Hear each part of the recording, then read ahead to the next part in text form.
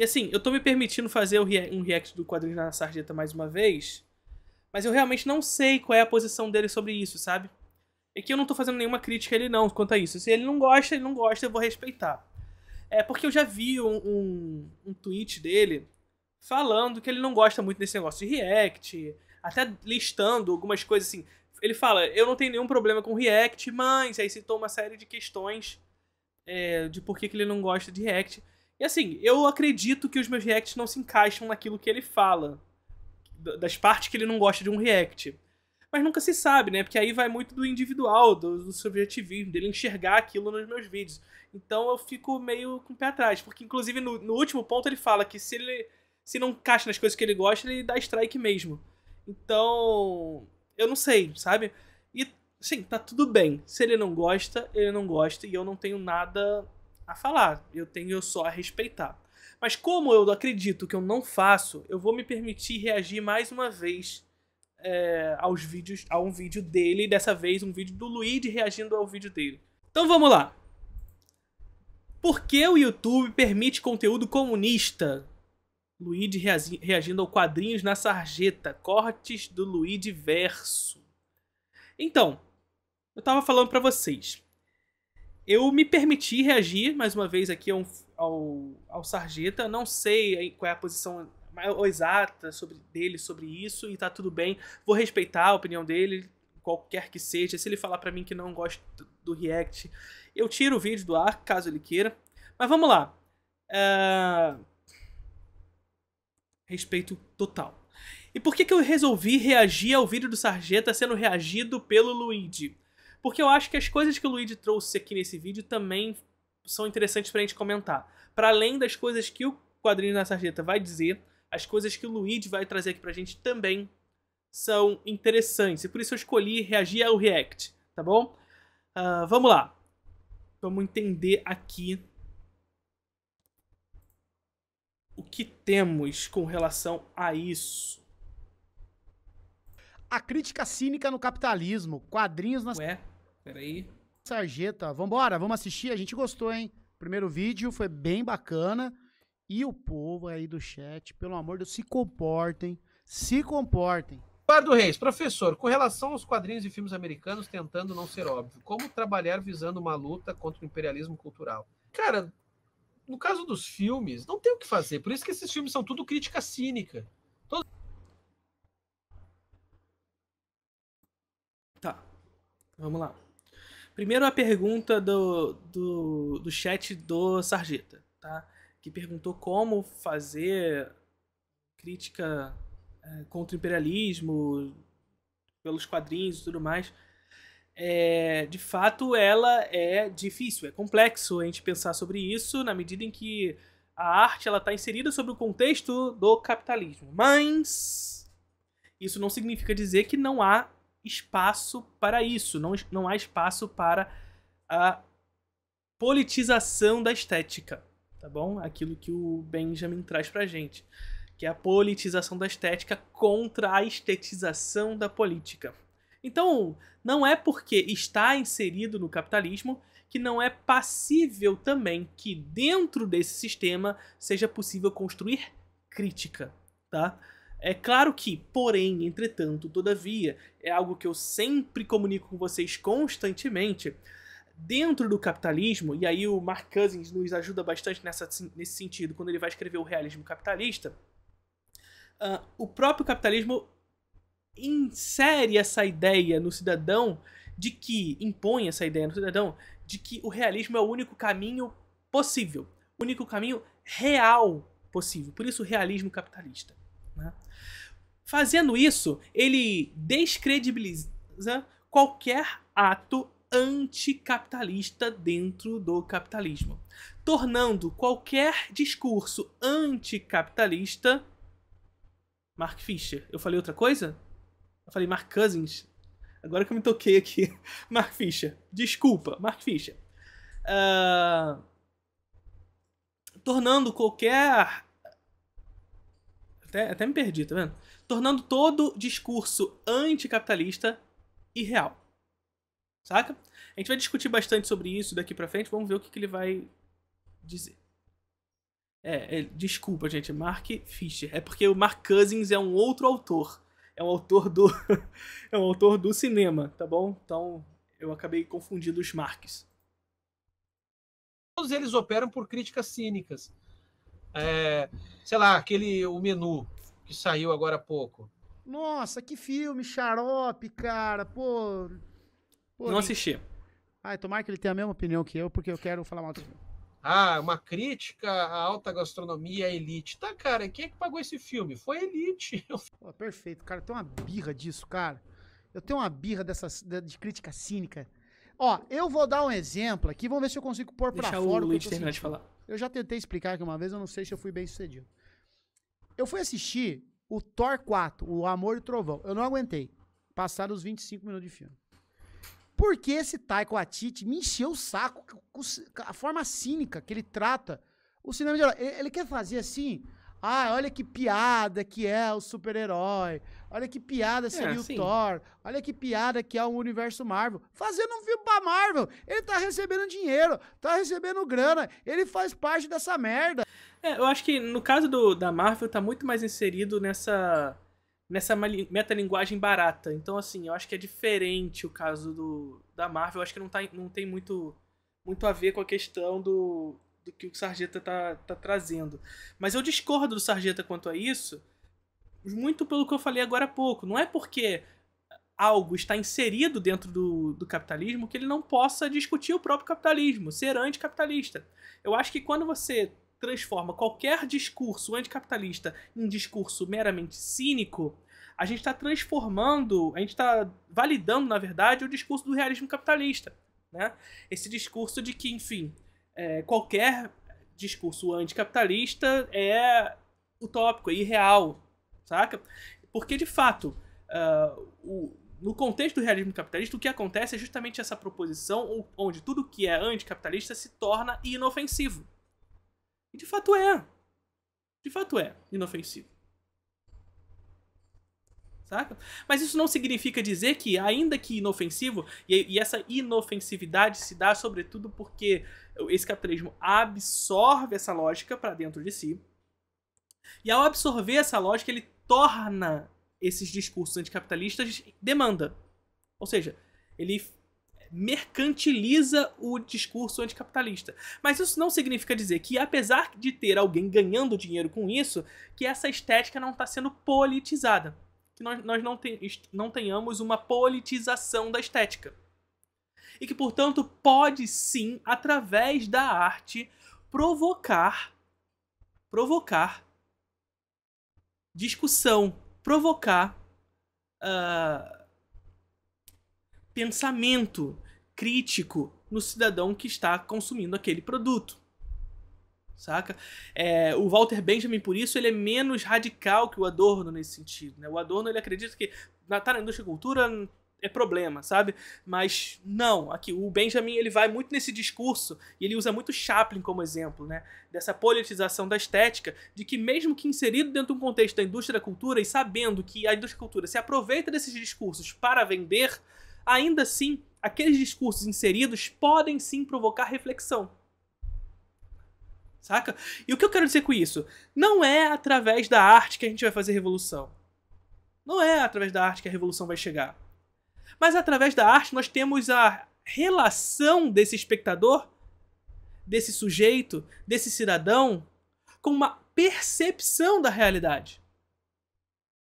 Porque através da arte esse cidadão tem contato com estética, e estética é a percepção dessa realidade. A percepção das coisas, como o cidadão percebe essa realidade. Estética é a ciência da percepção, gente. Então, sim, a estética pode provocar reflexão. Mesmo que inserida dentro de um contexto capitalista. É claro que, e aqui eu até posso concordar com o Link até agora, é claro que há sim alguns filmes que têm essa crítica cínica, né? Eu não assisti Menu, não sei se esse é o caso especificamente, não posso dizer, mas a gente pensar, por exemplo, num filme como Triângulo da Tristeza também, né? Que tem essa crítica meio cínica, mas não porque é um filme um filme que critica o capitalismo dentro do capitalismo, mas porque é um filme que ele traz a crítica, tem um escracho em determinado momento que é, de certa forma, anti-acadêmico, e depois ele vai pra finalizar o filme e ele se transforma em acadêmico de volta, sabe? E aí ele se transforma justamente naquilo que ele próprio critica. E aí temos um problema. Aí sim eu considero um filme cínico. Vamos lá. Sabe? E aí quer fingir que não é com ele. Sabe? Ele quer fingir que não é com ele. Você, não, eu não faço parte. Vocês sentiram isso, chat? Ou eu tô louco? Isso que eu senti. Eu falei, ô Taika Waititi, você tem vergonha de super-herói? Você acha que é bobajada? Então não faz essa merda, vai fazer outra coisa. Sabe, mano? Uma besteirada, umas coisas assim. Não é engraçado, é chato, é maçante, é repetitivo, né? O que você falou do Avatar em relação ao roteiro mudou minha visão do filme. Eu nem lembro o que eu falei, mas eu devo estar certo. Filme milionário, o que é que botou grana? Muito bom. Luigi, se você não falou bem de Avatar, tu tá errado. Estúdio, Esse diminui. investidor, corporação. Concordo com o Luigi. Obrigado, Luigi. Deus abençoe. É sempre O Hollywood. lance é que os mantenedores do império, eles não estão nem um pouco aí se eles estão sendo ofendidos, desde que renda mais dinheiro pra eles. Aí a crítica ela é capitalizada. Já que a gente falou agora dos comunistas de internet, Olha lá, chat. Olha lá, tô falando de vocês, hein? Tá falando de vocês. E eu agora? já falei isso, e eu duvido, e eu acho que todos eles concordam isso comigo também. Olha lá, chat. Eles só estão conseguindo crescer no YouTube porque eles não são perigosos. Pode ser que o YouTube esteja subestimando essa galera? Pode. O YouTube, a Twitch, pode ser que eles estejam subestimando essa galera. Mas pode ser que de fato eles não ofereçam perigo nenhum. Então, enquanto eles não continuarem não oferecendo perigo nenhum, os vídeos deles vão ser entregues, eles vão ter view, eles não vão perder monetização, eles não vão perder o canal. A hora que essa galera realmente, a crítica deles não for mais uma coisa tão fácil de se tornar mercadoria, ou seja, ela começa a prejudicar a própria circulação das mercadorias, ou seja, ela começa a abalar, de fato, o capitalismo, pode ter certeza que esses canais vão sumir. Sim. Sim, tá. Vamos lá. Isso vai muito de encontro do que a gente estava dizendo agora há pouco sobre o Mark Fisher, né? Então o Mark Fisher ele traz pra gente a ideia de realismo capitalista. Ou seja, essa ideia de que todo discurso que está fora do realismo, todo esse discurso que está fora do capitalismo e, portanto, anticapitalista, se torna utópico frente à presença desse capitalismo como único caminho possível, único caminho real. Entretanto, esse mesmo capitalismo absorve todos esses discursos anticapitalistas justamente para transformá-los, para torná-los utópicos. Para torná-los utópicos. Saca? E aí, enfim, ele absorve esse discurso. Ele transforma esse discurso em rentável. Ele capitaliza esse discurso. Entretanto, e aqui talvez um ponto de discordância com o Link, não sei, porque talvez ele não tenha desenvolvido esse ponto aqui. Não é por isso que não há discurso crítico, não há discurso anticapitalista. Não é possível fazer isso, ou seja, todo discurso anticapitalista dentro do capitalismo é cínico, que a gente não possa ter esse discurso anticapitalista. Não é por isso que a gente não possa ter esse discurso anticapitalista. Na medida em que, mesmo que capitaneado, mesmo que financiado por um sistema, com uma intenção de transformar esses discursos em utópicos, é possível discutir reflexão naqueles que assistem sobre aquilo que está sendo dito. Então a revolução vai ser feita pela estética? Vai ser feita pela arte? Não, mas a estética é a maneira pela qual nós percebemos as coisas. Percebemos a natureza. Percebemos a política, inclusive. Então ela é importante. Nós não vamos fazer a revolução através da arte. Mas a arte é um meio dessa realização. A arte é um caminho da percepção disso. Ela não vai ser o fim, mas ela é o caminho. Saca? Então veja. Todo discurso anticapitalista transforma-se em inofensivo. É a gente pensar, por exemplo, e aí o Mark Cousins dá esses exemplos, né? Por exemplo, se a gente citar o Wall-E, né?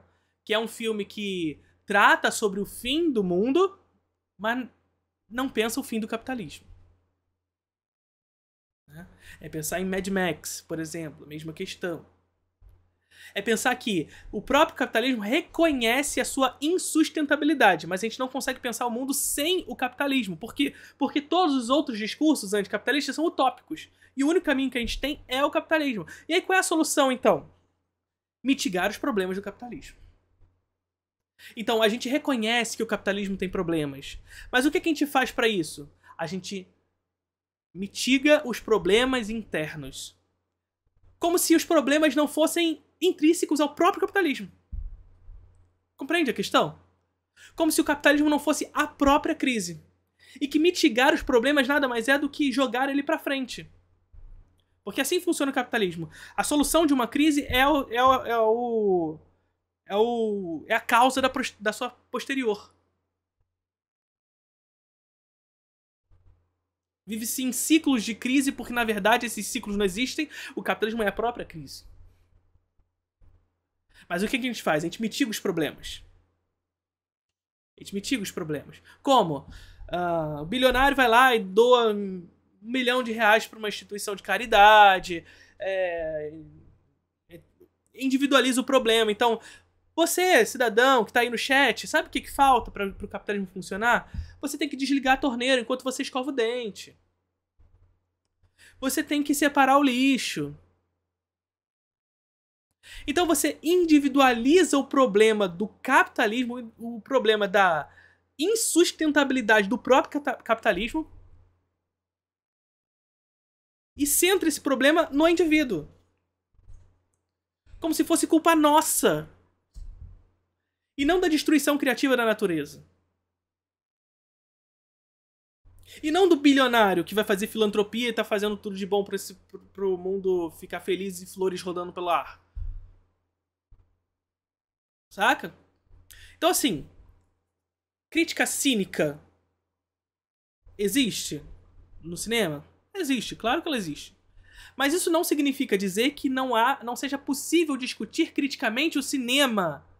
Não seja possível discutir criticamente e realizar cinema crítico. É claro que esse cinema crítico vai ser absorvido pela indústria da cultura, porque a indústria da cultura é autoritária. Ela está presente em todas as esferas da vida. Mesmo vocês, cinéfilos que estão aí, desculpa, mas vocês não estão fugindo da lógica da indústria da cultura quando vocês param de assistir Marvel e começam a assistir Bergman. Não estão. Porque a indústria da cultura, ela sabe que existe você. E ela criou o seu gosto. E por mais que você não goste de Marvel, ele fala assim, tá bom, você não gosta de Marvel, então toma aqui o Bergman pra você assistir. Desculpa, mas é isso. É assim que funciona. Mas isso significa dizer que isso não promova discussão? Que isso não promova pensamento crítico? É claro que esse pensamento crítico ele deve ser acompanhado de organização. Então se organize. Só que essa mesma indústria da cultura, esse mesmo capitalismo que eu estava dizendo que transforma discursos anticapitalistas em utópicos, faz com que com os tipos de organização, com os modelos de organização da sociedade sejam dissolvidos ao longo do tempo. Sobretudo quando a gente vai entrando a partir da década de 70. Com a nova divisão internacional do trabalho. Que dissolve sindicatos, enfraquece partidos da esquerda radical. Percebe? Então o capitalismo ele vai resolvendo seus próprios problemas e resolvendo, por exemplo, essa questão que a gente está citando agora. Então, eu ofereço para as pessoas discursos anticapitalistas, mas calma, eu vou tornar eles inofensivos. Primeiro, enfraquecendo os modelos de organização da sociedade. Segundo, dizendo para eles que a solução para todos esses problemas que a gente sabe que existem é interno. A gente sabe solucionar. Pela filantropia, pela individualização do problema ambiental. Então, o capitalismo é insustentável, destrói a natureza pela sua própria existência, pelas suas próprias contradições. Tá, mas o problema é você que não fechou o o chuveiro quando você tava se tomando banho pra se ensaboar. Saca? Mas vamos lá. Vamos ver o que tem mais a dizer.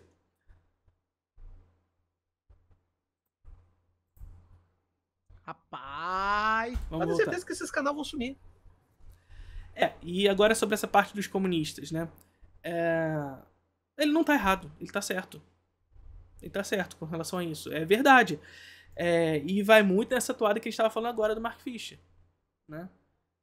O capitalismo torna os nossos discursos que estamos aqui, eu, Gaio Fato, Ian, João Carvalho, Humberto, Duda Bolsch, Pedagolítica, Laura Sabino, enfim, a galera toda que tá aqui na internet falando sobre isso, desculpa se eu faltou mais alguém, claro que faltou, né? Mas essa galera toda que tá aqui são discursos que são transformados em inofensivos.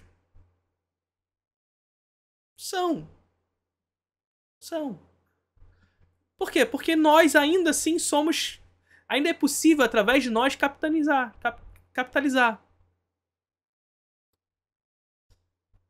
E nós ainda não somos capazes ainda de organizar massas para mudar a dinâmica da circunstância. Diz ao mesmo tempo que esses discursos são inofensivos, são utópicos, são irreais. Percebe? E desmobiliza qualquer tipo de organização social ao longo da história. Saca?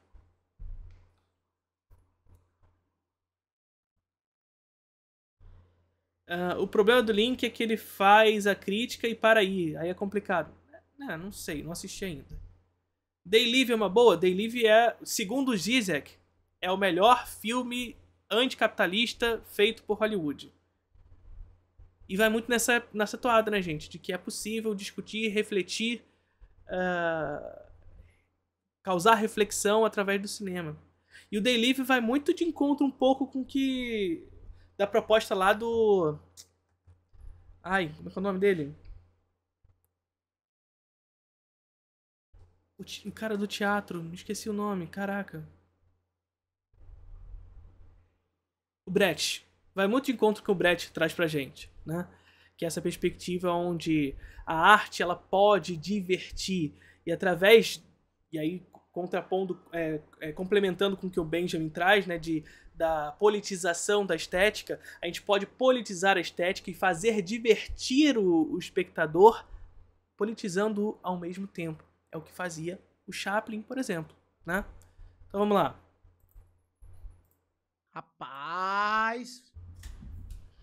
Pesado, hein? Não tava preparado pra isso não, hein? Ih, rapaz. Tava preparado pra essa paulada não, porque ele tem razão. Ele tem razão. Sabe? É muito lúcida a leitura dele. E é por... Ih, será que eu vou falar isso? Será que eu vou dar opinião disso? Opino ou não opino? Vamos lá. Porque eu nunca fui muito entusiasta... vou me arrepender disso, mas vamos lá. Por que eu nunca fui entusiasta de movimentos como, por exemplo, do Sleep Giant? Nada contra o pessoal lá. Não os conheço. Por quê? Porque essa coisa de tirar um conteúdo do ar, de tirar isso, tirar aquilo, sabe? E a pessoa fica sem poder se defender. Eu não sou muito fã desse tipo de coisa, porque a corda, quando ela arrebenta, a gente sabe pro lado que ela vai arrebentar primeiro. Então, assim, eu tenho muito medo desse tipo de entusiasmo por parte de alguns. Pô, vamos tirar do ar, vamos fazer isso. Porque eu tenho medo que uma hora ou outra aconteça isso com o Gustavo, com o João, com o Jones, como acontece com eles. De entrega de vídeo, de ser sabotado e tal. Eu mesmo, vários vídeos meus aqui que tem, sabe? Aliás, o vídeo do Quadrinhos na Sarjeta que eu fiz o react, que eu coloco no título lá, comunismo, o YouTube desmonetizou. Eu falei, não, pera lá, tem nada aqui que me mereça. Aí, cara, todo vídeo que tem comunista no título, cara, é 2 dias assim pro YouTube liberar a monetização, tá? Mas a provocação dele é muito boa. eu não sei se eu tô conseguindo ser Mas o mercado privado não faz censura não, gente. Bobagem, bobagem. claro aqui na minha ideia. O ponto é, eu tenho medo desse tipo de comportamento, da gente querer tirar conteúdo do ar. E sem uma internet regulamentada, é importante eu falar. Porque eu tenho medo de, sei lá, mano, e daqui a pouco esses caras Cara, cada vez mais criadores de conteúdos comunistas começam a produzir. Não só essa pequena amostra que a gente tem hoje, que eu acho que tem que ter mais. E eu tô incentivando mais e mais pessoas. Falo isso pros meninos. Gente, incentivem mais pessoas, sabe? A produzirem conteúdo. Precisamos de mais, sabe? Comunistas pretos, minas, sabe? Pessoas trans, indígenas. A gente tem que ter invadir tudo, tá ligado? E o ponto dele faz sentido. E se oferecer um perigo real, como é que vai ficar? Né? A gente não tem segurança nenhuma. Se alguém quiser tirar meu canal, tira. Se o YouTube quiser tirar meu canal, tira. E aí? Né? Eles vão ter que encontrar outros meios para se tornarem audíveis. Eles vão sumir do YouTube. Ou eles vão parar de ser entregues. Alguma coisa vai acontecer. Parabéns, Israel. Todo mundo cantando parabéns pro Israel aí no chat, gente. Entendeu? Então, Hollywood opera muito por essa crítica cínica. No caso dos quadrinhos, os quadrinhos é coisa um pouquinho mais complexa, porque o quadrinho é uma mídia barata, vagabunda e muito mais artesanal, né? Então, assim, no caso dos quadrinhos de super-heróis, também é crítica cínica. Pode fazer e foi por isso que o Alan Moore parou de fazer. O Alan Moore sacou. O jovem Alan Moore estava entusiasmadaço fazendo o Watchmen. Depois ele percebeu o óbvio. Por isso que o Alan Moore de hoje critica o Alan Moore dos anos 80, porque o Alan Moore dos anos 80 era um jovem um tanto iludido, achando que fazendo quadrinhos. Pô, mas aí a crítica ao capitalismo perde a validade só porque ela é financiada por Hollywood? Cara, eu não sei te responder. Não perde. É aí que tá a parada. Saca? Aí que tá a parada.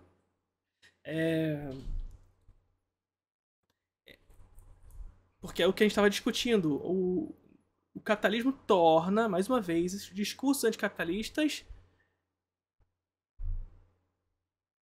fracos, enfraquecidos.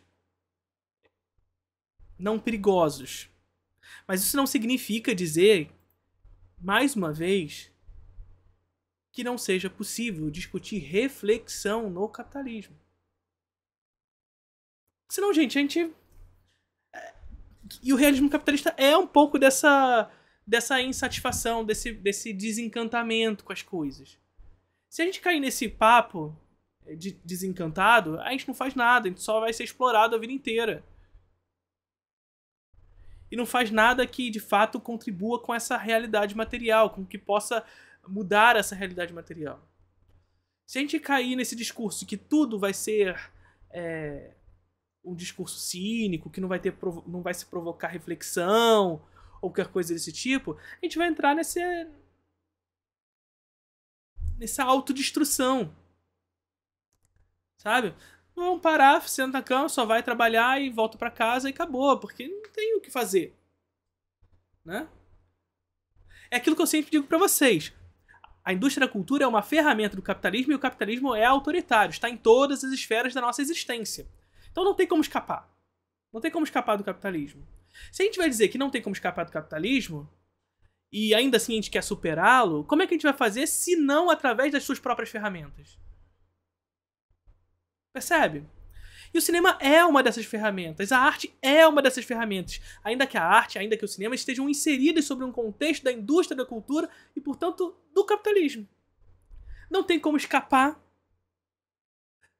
Mas pensar em qualquer meio de superação desse sistema se dá tão somente pelos meios apresentados por esse sistema. Porque é nele que estamos inseridos, gente. Esse discurso acaba caindo muito, esse discurso do realismo capitalista acaba caindo muito nessa parada do socialista de iPhone, sabe? Pô, tu é capitalista e tu então vai fazer filme no capitalismo? É problemático. Eu concordo com muitas das coisas que o Link tá trazendo aqui, mas eu acho que esse ponto final onde ele chegou é problemático. esse lugar final onde ele chegou, né? Que acaba muito nesse negócio onde não há alternativa. Que é o realismo capitalista, de fato. Não há alternativa para o que está sendo posto. Pô, e se não há alternativa, então o que a gente faz? A gente só trabalha, é só explorado, e é isso?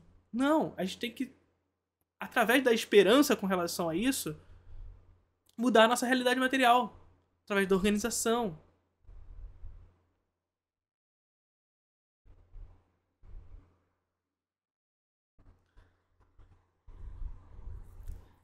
Acho que o problema do discurso do Link tá no final, não no meio. Porque no meio a análise é profunda, é interessante. De fato, tudo que se faz na indústria da cultura, e consequentemente nós, eu também, somos inofensivos a esse capitalismo. Mas isso não significa dizer que eu aqui não estou provocando reflexão em alguns de vocês. E que, porventura, através da minha reflexão, alguns de vocês possam se organizar.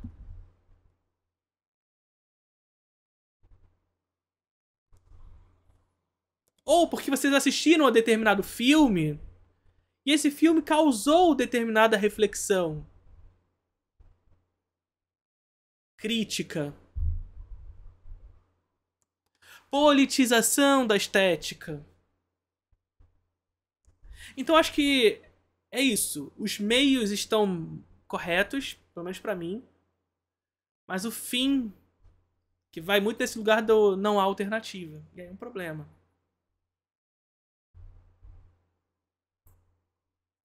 Desde que não seja cínico, cara, eu não sei, eu não consigo colocar pra fora. Na época que eu tinha amigos do fórum, eu escrevia muito disso. Principalmente com Black Mirror, sabe? Principalmente com Black Mirror. Lembro que eu falei, essa coisa O super-herói criticando o gênero super-herói era uma Ele vai coisa falar mega melhor. foda. E tá, ok, ele fez um quadrinho muito foda, assim. Mais de um até. O V de Vingança também é uma certa crítica aos super-heróis. To these fantasies of empowerment, which I previously had a distaste for. Só que depois ele percebeu que essa crítica, Eu não li o quadrinho do V de Vingança. O filme é bem fraquinho. ela é inócua dentro desse sistema. Porque isso serve pra DC ganhar mais dinheiro. O primeiro episódio de Black Mirror critica a Netflix. Ai, gente, que preguiça disso, cara. Que preguiça. Pra esse mercado se validar ainda mais. Pô, o cara faz um Porque a Netflix sabe que isso é inofensivo pra ela. gibi pra destruir os super-heróis. E, de certa maneira, aquilo é usado como o ápice do gênero super-herói. O quanto que o gênero super-herói, na verdade, é bom, que merece ser incentivado, que deve ser valorizado. Ele falou, não, porra. Não. É só crítica cínica. Essa é a ironia. Fazer esses filmes de crítica social foda em Hollywood serve para dizer, antes de tudo, que Hollywood continua relevante, que Hollywood é importante, que nós precisamos de Hollywood, porque lá tem liberdade de expressão, enquanto que os cinemas de outros países, como o cinema chinês, lá eles ainda não podem criticar o regime. Então, Hollywood ainda é o melhor que nós temos. Perfeito. Tá, mas qual é a solução então? Tá respondida a tua pergunta? Irretocável. Assim, Não. Assim, qual é a solução então?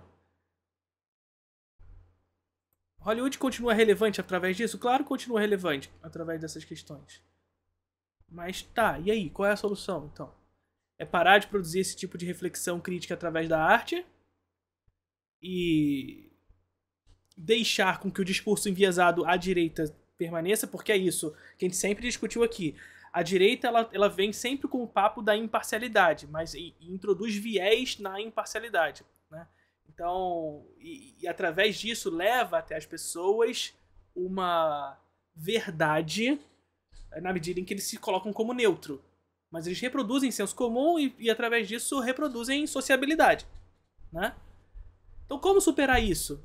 É deixar que isso role, porque não dá pra botar crítica nos cinemas de Hollywood? Ou a gente precisa, enquanto agentes políticos, se utilizar do maquinário do próprio capitalismo para promover crítica? É claro que, como a gente estava dizendo, esse mesmo capitalismo vai se utilizar dos nossos discursos anticapitalistas de maneira inofensiva. Vai torná-los inofensivos para rentabilizar com esses discursos. Mas isso não significa dizer que a gente não possa promover reflexão mais uma vez. A gente precisa disso. Você não está rendido, gente. Assina embaixo. É exatamente isso. Esse é o discurso que está por trás disso tudo. Vocês sacaram? Essa é a narrativa que vai sendo construída. Que tem o seu fundo de verdade e também tem seu fundo de mentira. Sacou? É um negócio meio embolado. RRR entra nesse caso também. Cara, eu não sei como é que tá a política na... Filmaço. Filmaço. Melhor filme de herói de todos os tempos. na Índia nesse momento, e eu também não vi a RRR, tá? Eu sei muito pouco sobre Índia. Agora, uma coisa a gente pode inferir, né?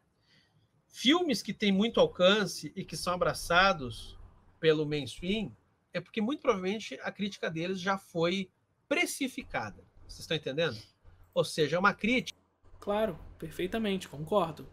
Mas aí tá muito nesse discurso que a gente tava falando. Os meios, eu acho que ele tá indo bem, eu acho que o fim disso tudo que ele leva pro não há alternativa. que muito pouco critica. Pô, quer ver? Puta, bem lembrado. Parece aquele episódio do Black Mirror que o cara pedala pra ganhar pontos, vai no programa e toca o terror, depois ele vira... Cara, lembrei, era disso que eu escrevia no Amigos do Fórum. Era disso. O antissistema é incorporado e se transforma num produto do sistema. Esse episódio é o meu favorito do Black Mirror. É justamente, eu acho que é o segundo episódio. Que o moço pedala, e depois ele vai lá, toca o terror, e depois ele vira parte do show. O capitalismo, ele transforma o anticapitalismo num produto. Sabe? Basicamente Em um artifício inofensivo. isso. Era da Netflix, e não era da Netflix, por isso que era bom, né? Então ele fala assim, olha, há uma demanda por conteúdo anticapitalista. Então vamos oferecer esse conteúdo anticapitalista. Na verdade, assim, essa demanda, ela não é natural, né? Ela é criada pelo próprio capitalismo também, né? Na medida em que esse capitalismo ele oferece contradições insuperáveis, junto a isso, claro, surgem os discursos anticapitalistas.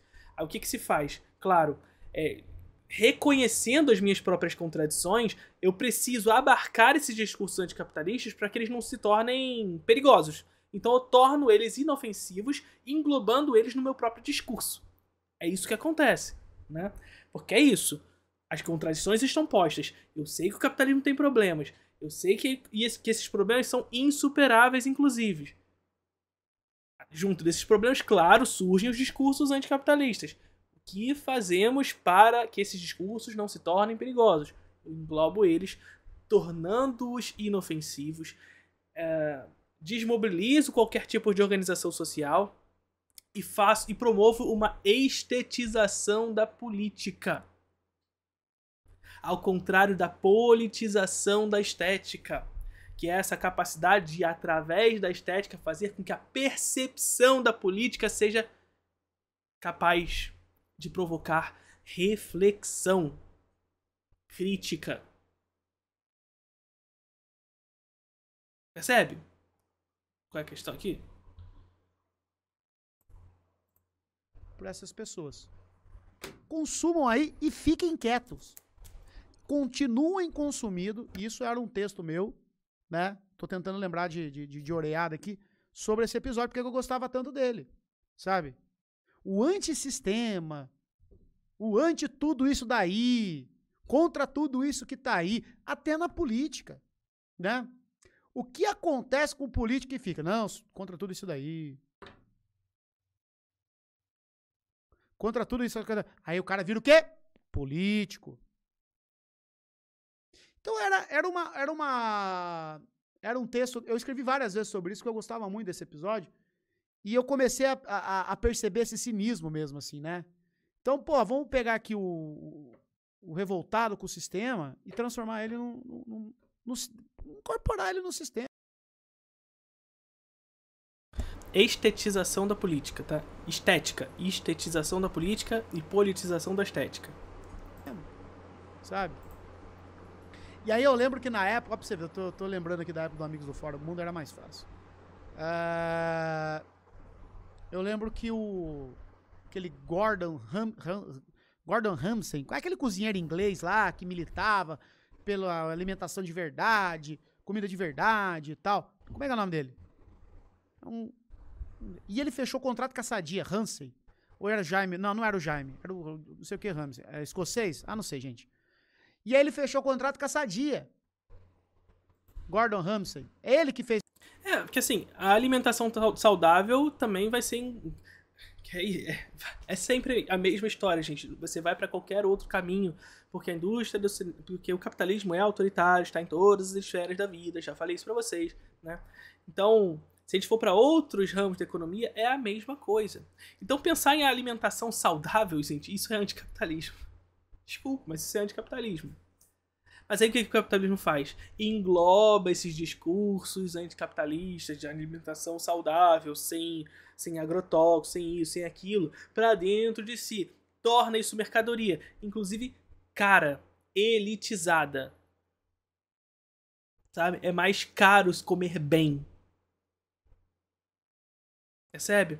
Então eu crio um nicho de consumo para isso, tornando esse nicho de consumo saudável inofensivo ao capitalismo. Por isso que a gente precisa sempre dizer que veganismo, alimentação saudável, seja ela qual for, que não esteja intrínseca a uma relação de classe, que não esteja intrínseca a uma luta agrária, que esteja só e tão somente, é claro que isso é importante também, mas que seja só e tão somente, porque o animalzinho, coitadinho, é claro que isso também é importante, tá, gente? Olha, presta atenção. Mas que não pense numa lógica de um sistema agrário, de um campo hiperconcentrado, centrado na relação e da comercialização das commodities, em uma luta de classes no campo. Se esse veganismo não está pensando nisso, desculpa, mas é inofensivo. E mesmo esse discurso todo acaba sendo tornando inofensivo também porque o capitalismo abraça ele. Mas esse discurso ao menos provoca reflexão e organização. Esse contrato com a Sadia, não foi? Sim, né? E aí, cara, a Sadia é cheia de produto... Foi o Jamie Oliver. Então, foi o Jamie Oliver? Tá, enfim. Então foi o Jamie Oliver. Eu não faço ideia. Ecologia sem luta de classe e jardinagem. Vou voltar a fita aqui. O Jamie Oliver era, ativista, comida de verdade, ensinar as crianças a cozinhar na escola, fez um puta programa, e foi, não sei o quê. E de repente ele tava onde? Trabalhando pra quem? Pra indústria. Pra uma das maiores do mundo. Que a Seara é parte da não sei o que Foods lá. Aí tu perdeu a essência. O Jamie Oliver, ele falou, não, mas as galinhas aqui, ó, estão vivendo bem. Tá porra nenhuma, tá ligado? Tá porra nenhuma. Vai morrer de qualquer jeito. Tá sendo criada, abarrotada, vai ser morta e vai virar, né? Ele fez aquele nugget de dar nojo pra criança, que Kraft Foods, BRF Foods, eu não lembro. Enfim, não se apeguem a detalhes. Aí o resumo da ópera foi, o Jamie Oliver, ele era uma ameaça à indústria alimentícia. O que a indústria alimentícia fez? Meu irmão, vem fingir que você vai criar galinha saudável aqui, humanizada. Essa porra não faz nem sentido esse termo. Vem aqui e toque, ó, tantas milhas. E cala a boca, sabe? E é isso já. Por quê? O sistema foi lá e engoliu o cara. Eu lembro que eu escrevi sobre isso no Amigos do Fórum. Nessa época eu já não tava pegado só a cultura pop. Olha lá, ele criticava comidas do McDonald's e depois foi contratado pelo McDonald's para remontar os lanches. Gente, vou contar uma história pra vocês. Uma vez eu recebi um convite para ir palestrar, fazer uma palestra no McDonald's sobre alimentação. Dia dos Pais, uma coisa assim. Cara, eu nunca fui chamado pra nada do McDonald's. E aí, quando eu comecei a fazer a low carb, que eu só falava de alimentação natural, de comida de verdade, eu recebo um e-mail daqui. Eu tava meio paranoico na época. Mas eu falei assim, olha pra você ver os caras, né? Querendo que eu vá lá no McDonald's falar do cardápio holandês, né? Porra. Mas basicamente é isso aí, né? O cara foi lá, criticou, tem que cozinhar.